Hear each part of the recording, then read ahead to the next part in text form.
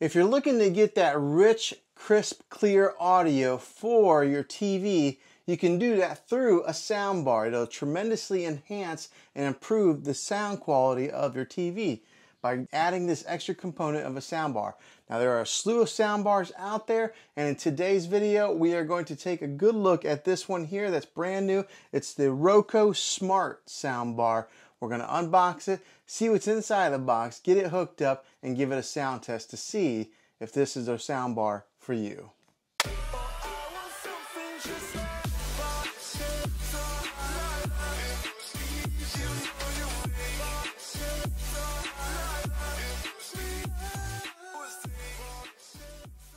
Well, hey guys, Juan here. Thanks for stopping by my channel and checking out this video. So if you're watching this, I imagine that you're in the market to buy this soundbar here, or maybe you've already purchased it and you're looking at how to get it set up. Well, today we're going to unbox this thing and see how well the Roku brand does when it comes to surround sound and soundbars. Now, I have made a few soundbar videos in the past. I've done some Samsung, some Sonys, and so I'm really interested to see what Roku brings to the market. Now, I do have to be very careful with the way I say Roku, because I always want to say Roku. And I've made a few videos on how to take and mirror your Roku to a smart TV, and boy, did they ever let me know in the comments that I was saying it incorrectly. So Roku, not Roku. So I'm a big fan of how Roku makes their streaming devices and their TVs, and I think that they are probably the leaders in the industry when it comes to their streaming platform, because pretty much anytime there's an app comes out, Roku is going to have it, versus Apple TV and Amazon Fire Sticks and all that.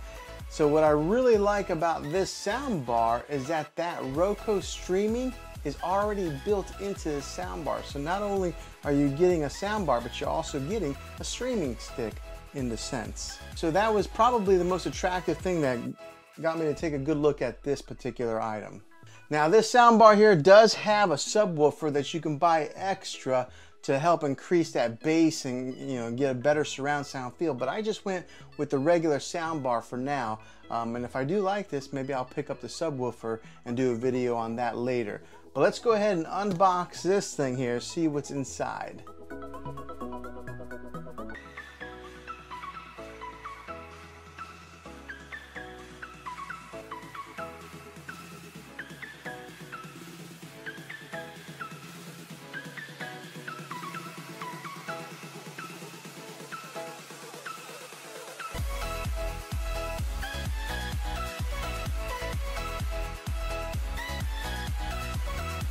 Okay, here it is. This is the Roku soundbar, and it's pretty heavy duty. I mean, it's got some weight to this thing, so this thing ain't gonna slip off of your TV stand or wherever you put this thing very easily. And on the back, the first thing I noticed, it does have these screw holes, so that way in case you do want to mount it, you can do so on the wall. I myself will not be doing that just because of the way that my setup is where I'm going to be using this. They do give you an optical cable on here. A lot of times they give you a cheap optical cable, a lot of these manufacturers. So I always upgrade my optical cable. So I'll put a link in the description down below of a better optical cable that I think will be better than this factory default kind. Also on the back of your TV there are some HDMI ARC outputs. If you do have a newer TV, that's another good way of hooking up a soundbar, is to that HDMI ARC input, whatever it's called. But we'll use this optical cable for now. Comes with the remote here. It's your typical Roku remote. It's got all the buttons on there. It's got a Netflix button on there, a Disney Plus, which is great because that's one of the newest apps that just came within the past year. It's got a Hulu button and a Sling TV. I don't know anybody that has Sling TV. It does have a couple batteries here, Duracell at that. Usually you get these cheap knockoff batteries, but they did give you a name brand battery. It's got your instruction booklet here, Roku Soundbar Quick Start Guide. I don't ever read those things, I always just dive into it. Might be the man thing in me. Also, it's got your power cable here. Now here's the thing that I noticed about this power cable that I really like. It's not big and bulky. You know how a lot of these electronics that you buy come with that huge like brick AC adapter? This one doesn't. This is it right here.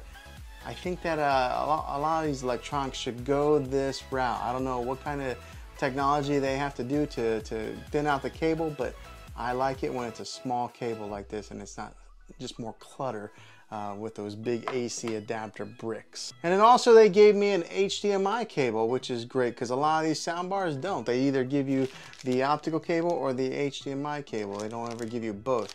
These guys did. Okay, so looking at this soundbar here, it does have a fabric feel on the front side here, but it is kind of hard. So it's covering up the speakers here.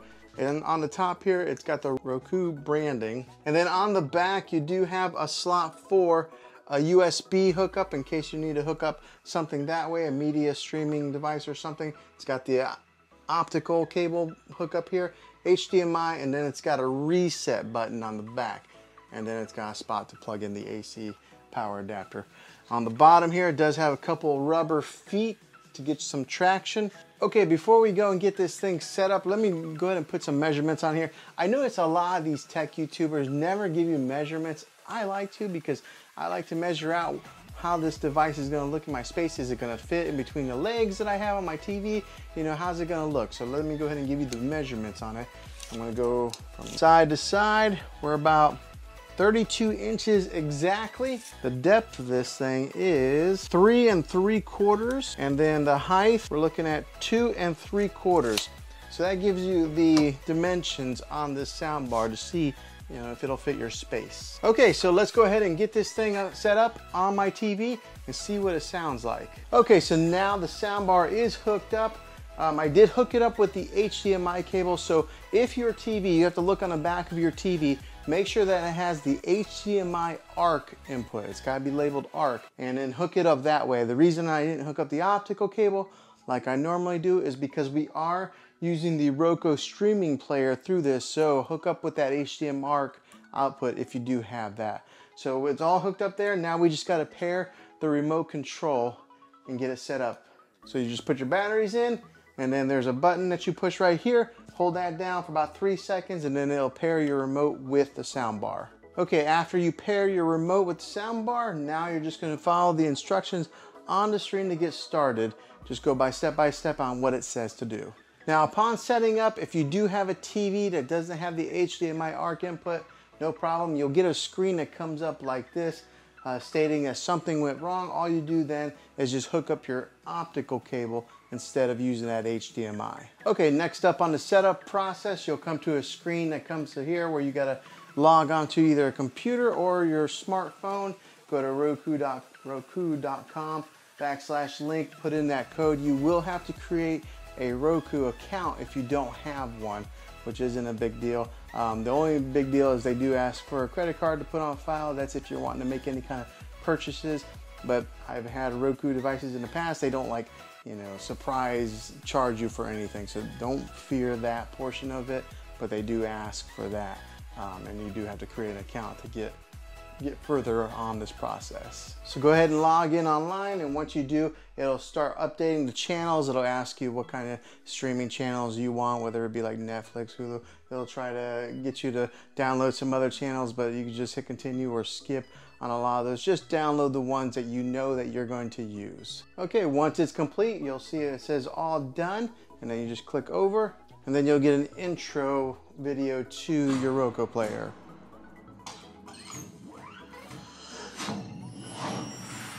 Some cool animation. Okay, now that everything's installed, let me just give you a couple quick first impressions with this soundbar. On my particular setup, it's kind of got an annoying thing to it.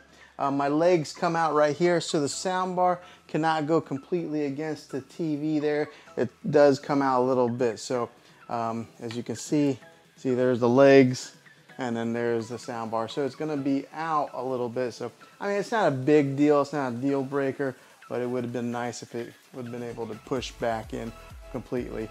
It does set up a little bit taller than the TV. Some of these other soundbars that I've used have been pretty flush or below. So I don't know if that's quite a deal breaker either. I guess it all depends on your setup. Maybe some of you guys will even be hanging this on the wall, so that definitely won't matter to you. But yeah, those are my first impressions so far But here's the thing that I do love about the Roku remote and device setup. On the Roku remote here, you can turn up the volume up and down on these things, which is really, really nice because I hate having two remote controls. I used a Sony soundbar in the past and I still had to have two different remotes. The Sony to turn up the soundbar and then the TV remote to control the TV. So that was annoying. With this setup here, you can do it all on one. So this will turn on and off your TV and it'll turn the volume up and down. Okay, I'm gonna go ahead and put up a YouTube video to play some music, give you guys a little sound test of how this thing can perform.